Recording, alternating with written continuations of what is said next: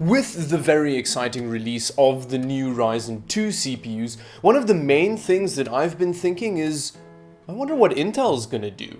And apparently it seems as though AMD has the same thought, because they've been hiding a CPU for a rainy day.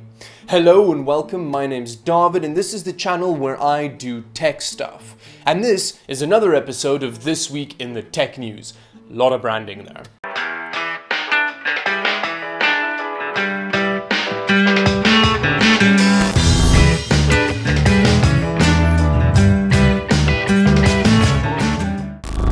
Now, with the release of all of the Ryzen 2 CPUs, there was one really obvious thing missing.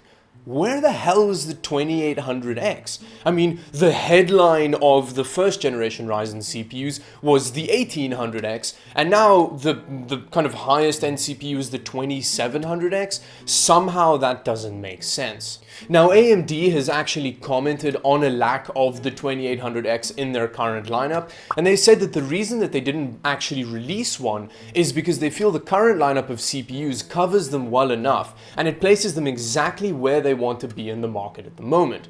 Now, this obviously led to a bunch of speculation. The reason that the 2800X hasn't been released yet is because AMD is waiting for a response from Intel to Ryzen 2, and then they can kind of release an appropriately spec'd 2800X to combat that. Now, this then led to further speculation because Intel might be releasing an 8-core CPU on the kind of more mainstream side, so they might be releasing it on the Z390 platform, which we also don't really know whether or not that's actually going to be a thing. But if they do release an 8-core CPU, AMD is going to be ready because they can, well, just release a 2800X, which can then battle that one. And this isn't where the speculation stops, because there is always the kind of slightly more kind of crazy story out there. And for some reason, this slightly more crazy story always happens to come from TWTN for some reason. I don't really understand it, but every time that there's like exciting news and then super exciting news that's even more epic than that, it comes from TWTN. But according to them, the new 2800X, and again, I just want to kind of preface this by saying nobody else is saying this,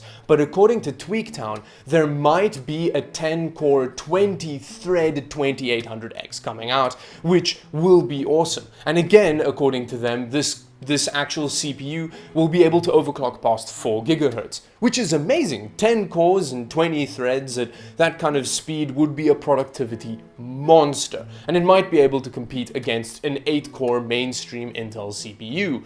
But only time will tell which of these stories is actually going to be correct, and I think at this point, not even AMD knows what's going to happen. It's all up to Intel.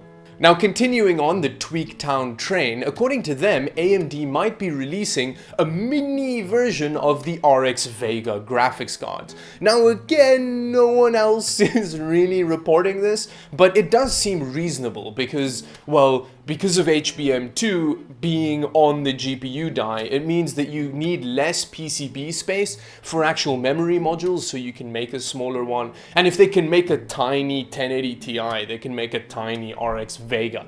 And, well, the Fury cards, which was the previous generation of AMD graphics cards, had like a Fury Mini. I can't really remember if it was the Mini, it might have had a different name. Mini Fury Baby, Fury something. It was a small graphics card.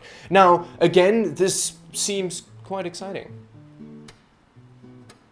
And finally, Microsoft might actually be releasing their Spring Creators Update Edition, which, you know, it is cool, I guess. I know that it really does sound like I'm scraping the bottom of the barrel for stuff to talk about, but they're gonna release it at some point in this week, maybe, perhaps. It might be out by the time that I release this video, but it's gonna have all kinds of new features, so it's not that boring. It's gonna have like a timeline feature which helps you seamlessly cross over from one PC to another on the same desktop, maybe, I guess. But it tells you a lot about Microsoft, that the main thing that they're talking about out about this release is that it's going to take less time to update.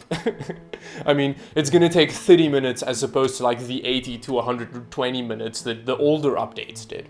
And they're also changing the name. It might not be the Spring Update Creators Edition anymore, Spring Creators Update Edition.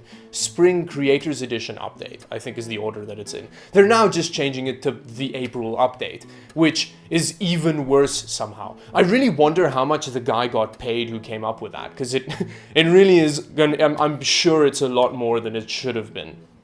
Anyway, with that, thank you very much for watching. Do like and subscribe to the channel if you haven't already, and until the next video, bye bye.